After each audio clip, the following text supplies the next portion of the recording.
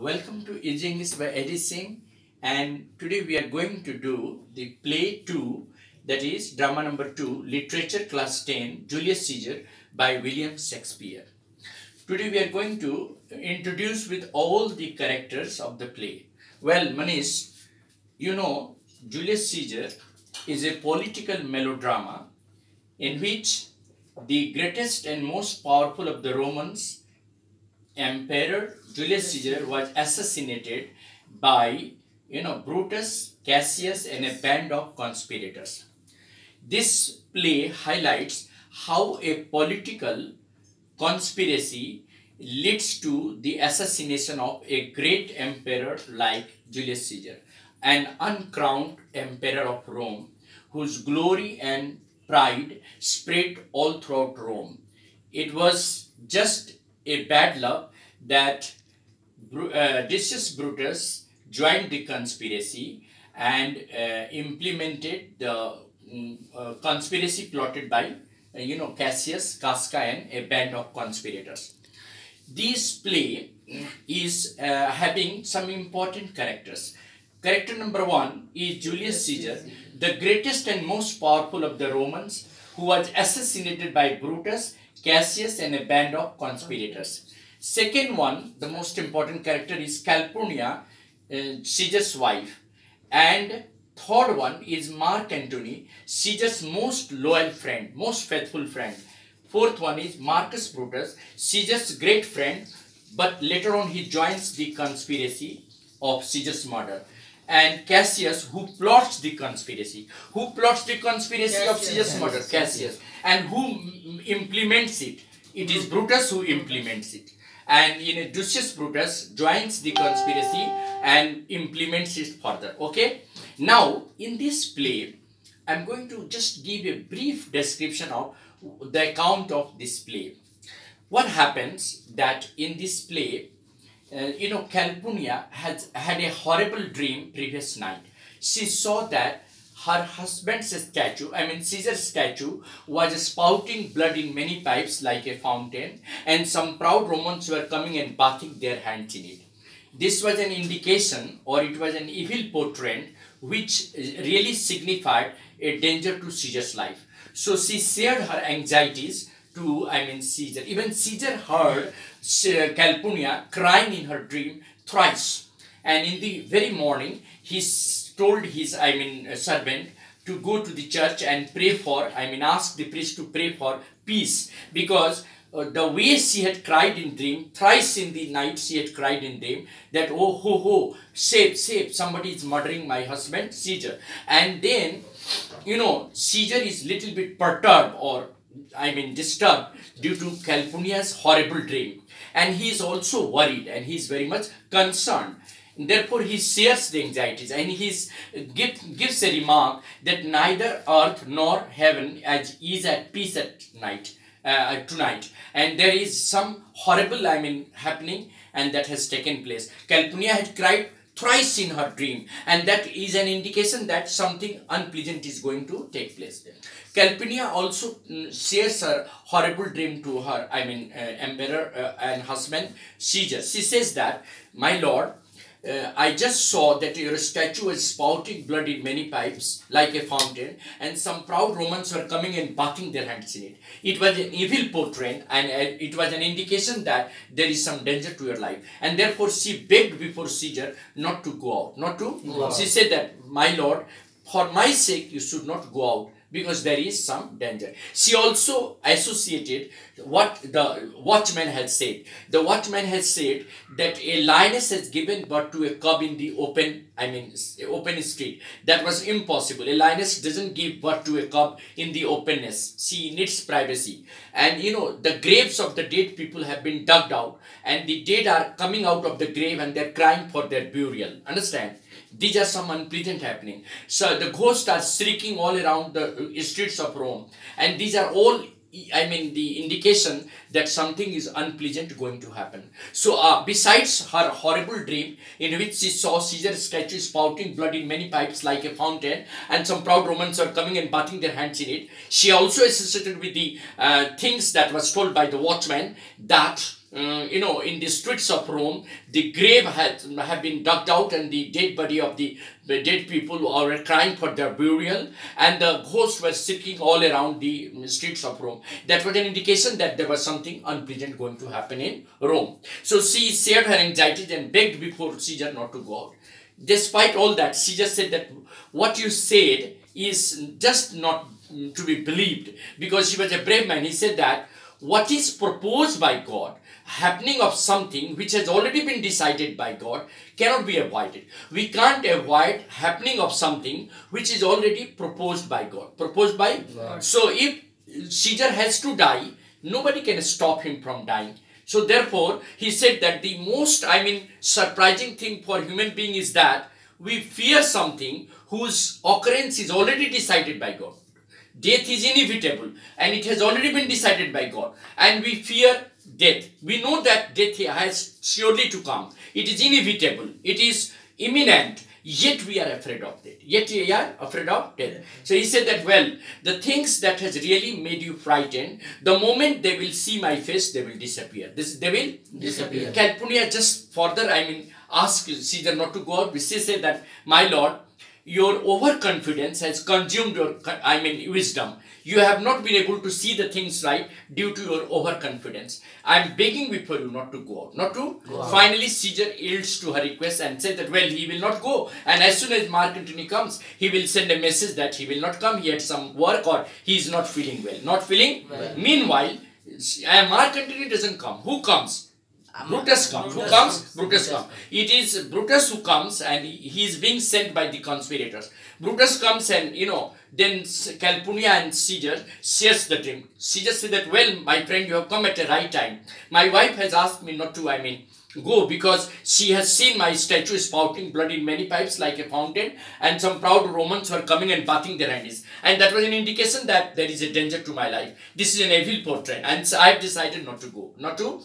Now, Brutus interpreted the dream of Calpurnia in his favor, saying that the things that you have seen, that Caesar's statue spouting blood in many pipes like a fountain and the proud Romans coming and bathing their hands in it, was just fair and fortunate. That Rome will become great under your guidance. And the people who are bathing their hands, it was an indication that when Caesar will die, they will come and they will dip their handkerchief in his blood as a mark of cognizance, mark of respect, for the coming generation. And so he interpreted the dream of Calpurnia in his favor, just because he wanted to convince Caesar and make him ready to go to the Senate Hall. Caesar finally got, convinced by Brutus, and got ready to go. And as soon as he reached the Senate Hall, he saw a handful of the parliamentarians gathered there. And they all said, come, welcome Caesar. And they welcomed him, said that, come and sit. And at the same time, there were, Publius Cimber and Metellus Cimber, the two brothers. One of them has been banished from the country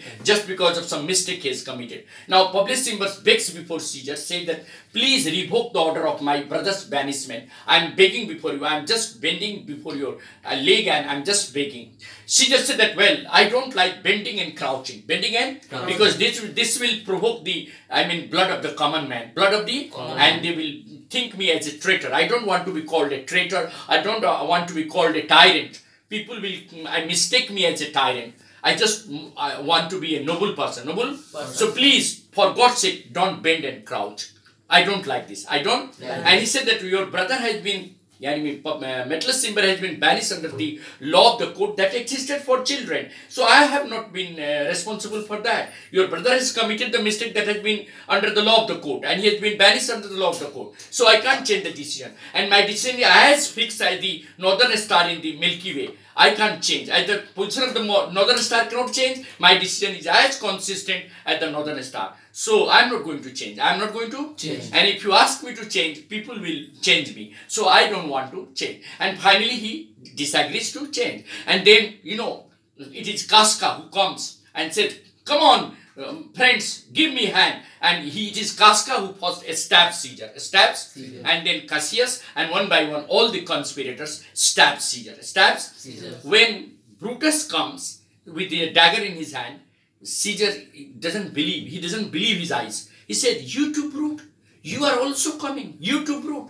You are also coming. You are also coming. You are also with the conspirators. He couldn't believe his eyes that Brutus could join the conspirators, because he had always been his loyal. I mean, he had always been his angel.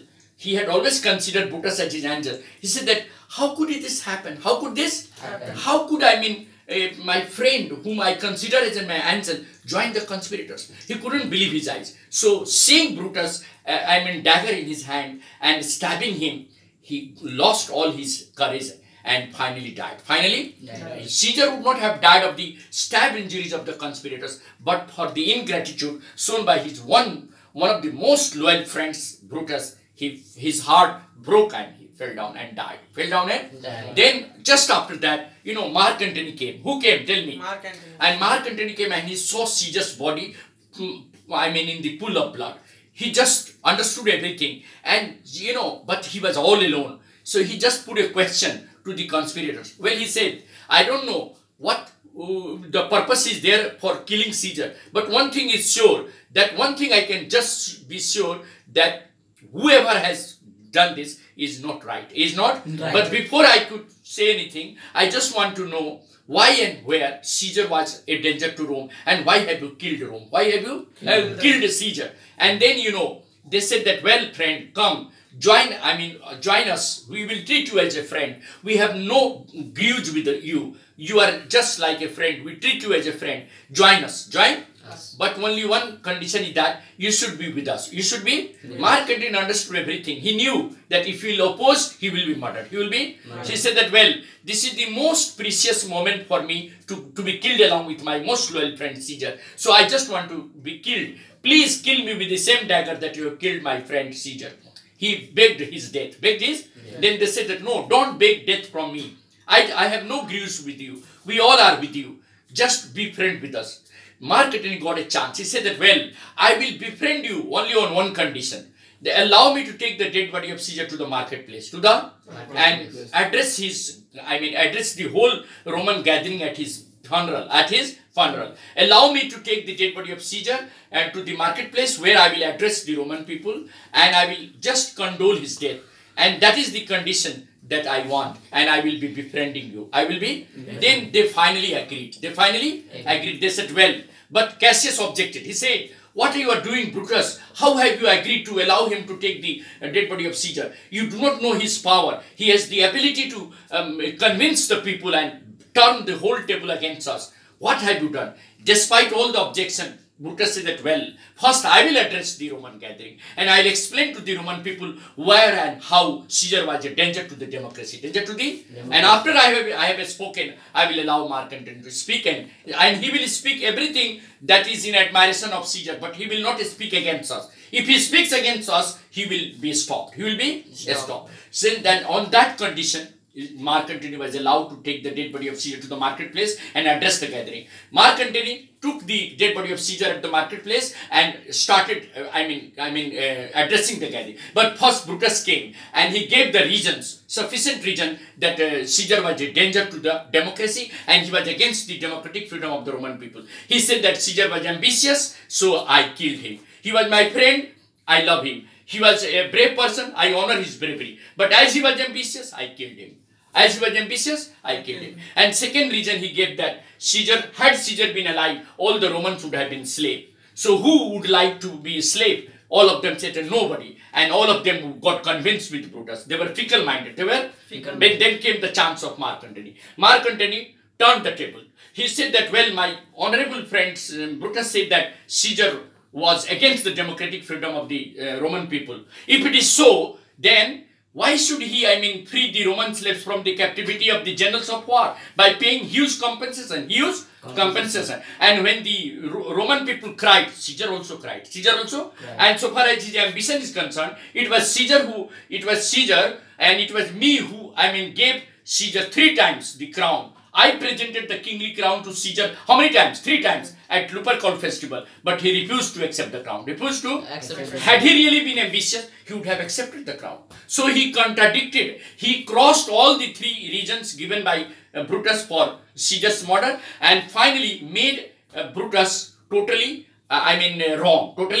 And then finally the people became violent and they took revenge from all the conspirators. They became violent, they broke the chair, they became, I mean, they resorted to killing and chasing the conspirators, all the conspirators finally, ran and, dived into the sea, because they all suicided. There